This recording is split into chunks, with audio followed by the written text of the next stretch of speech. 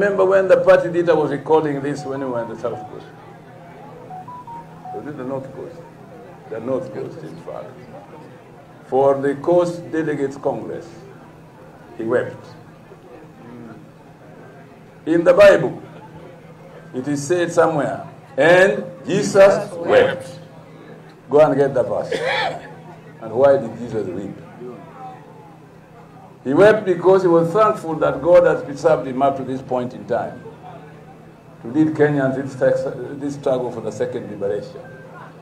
The end of the second liberation is not yet seen. The second liberation is still a journey. And some of the things that we have stood for all these years have been realized, like the new constitution. But the constitution is just a framework of vision, principles, laws, and commitments.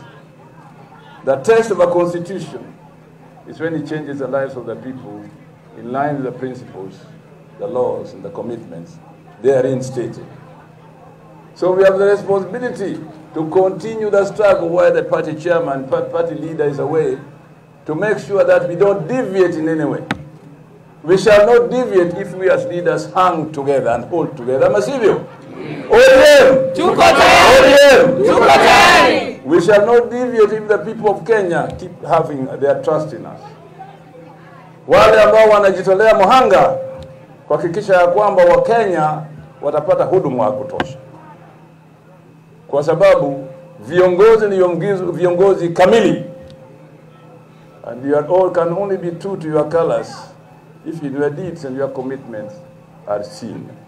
And therefore, I'm asking the ODM leaders, who have always given the example of dedication, commitment, that they continue to do so. That in this chairman, this party, there's no room for selfishness. We are all comrades. We are all together. We are all equal. Well, be sure to get a detailed update on that address later on. Now, Agriculture Cabinet Secretary Dr. Andrew Karanja has sounded the alarm on the proliferation of counterfeit seeds and fertilizers in the market. As the planting season approaches, farmers are urged to be vigilant and avoid purchasing uncertified materials that could jeopardize their crop yields. Experts, including Yara CEO William Ngeno, have also expressed concerns about the quality of fertilizers available. They emphasize that substandard fertilizers can significantly impact crop productivity and lead to lower harvests. We want to guarantee Kenyan farmers that we are having enough maize seeds and other seeds in the country. And what we are fighting is the fake ones. The fake ones are still a bit coming through, but we have a multi-agency team which is working on them. We are going to work on them. We are importing food and food items worth $4 billion. That is 520 billion. 520 billion worth of food is being imported in this country. I'm ashamed as a Minister for Agriculture to get those statistics. We've set targets to move towards the green economy, where you can leverage on organic material, but also zero emissions from our production. That is the core of our nature positive food future. But the next important pillar on that for us is to see farmer prosperity. So our investment is towards the farmer. If we can empower the farmer with wholesome solutions, there will be a big transformation. So our investment is towards the farmer. If we can empower the farmer with wholesome solutions, there will be a big transformation. I don't want to talk about that more because Patton has put it very clear and in a rich way. It calls for collaboration. There's no single solution or partner who will be able to solve all the challenges.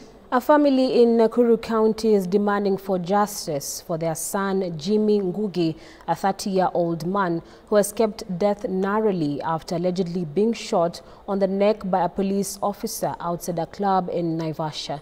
Ngugi, among other friends, were attending a show by the visiting Jamaican reggae star Glenn Washington when an altercation ensued, forcing the officer attached to the Critical Infrastructure Police Unit to shoot at the trader, as Anthony Kimoi reports. This is Jimmy Ngugi, Admitted in hospital for a gun wound following a disagreement that went sour with a police officer who allegedly shot at him point blank outside an entertainment joint in Naivasha, Nakuru County. Trouble started when the officer allegedly urinated on Jimmy Ngugi's motorbike parked outside the club, and when confronted about the weird act, the officer turned into his gun, injuring the trader. Nikamapproach nikamuuliza, mbona unakojolea bike yangu? Na pale kuna free space unaweza kojoa pale. Akaniambia hajakojolea. Nikahakisha simu light nikamuonyesha amekojolea. Akaniambia sasa nataka nifanye nini? Nikamwambia mimi hata kuna kitu nipenda kufanya, nilikuwa nataka tuache kukojolea. Akatoa gun akanishoot. Was in the company of friends attending a reggae show by the famous Jamaican artist Glenn Washington, who is in the country, was rushed to hospital. Ngugi's mother, Hannah Washeke, narrated the painful ordeal on how she received the call from the hospital on whereabouts of her son. Mtoto yangu hakunywa pombe, so nilishindwa. Alishutiwa wapi saa hizo? Wakaniambia kuna muibaji alikuwa amekuja Naivasha. Wakaambiana wakiwa mabeste, hawatakuja mapema, watakuja saa 7 saa 8 ndio wamkute akiimba. Sasa wakakuja na mabeste yake. Nikahadithiwa venye huyo mtu alikojolea pikipiki yake, kumuuliza, akatoa bunduki na akamshoot. Hata nisikia vibaya sana.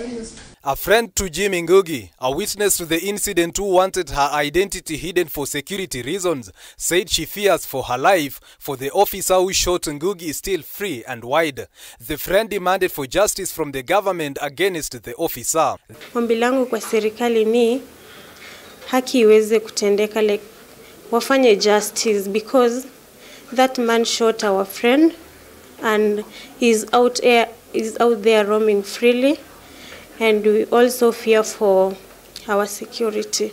Juu hatujui nini anaweza tufanyia because alituona. The Directorate of Criminal Investigations, DCIO, has since launched investigations into the matter.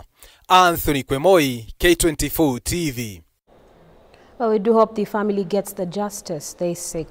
In a bid to boost emergency response in the country, Light the World program by the Church of Jesus Christ of Latter-day Saints have introduced a giving machine aimed at helping the less fortunate in the country through Kenya Red Cross and other NGOs, where the machine will enable individuals to donate specific items.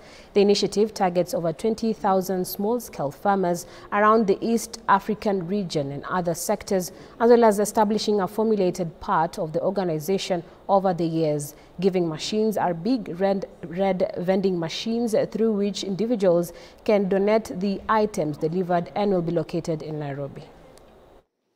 5 donation options, which includes support of cleanup supplies, because sometimes we are short on that. We are working with about 20,000 smallholder farmers. This is in Kenya, Uganda, and Tanzania. We want to assure you that whatever support that we will access through this initiative will go towards supporting the very needy people that we serve in different parts of the country.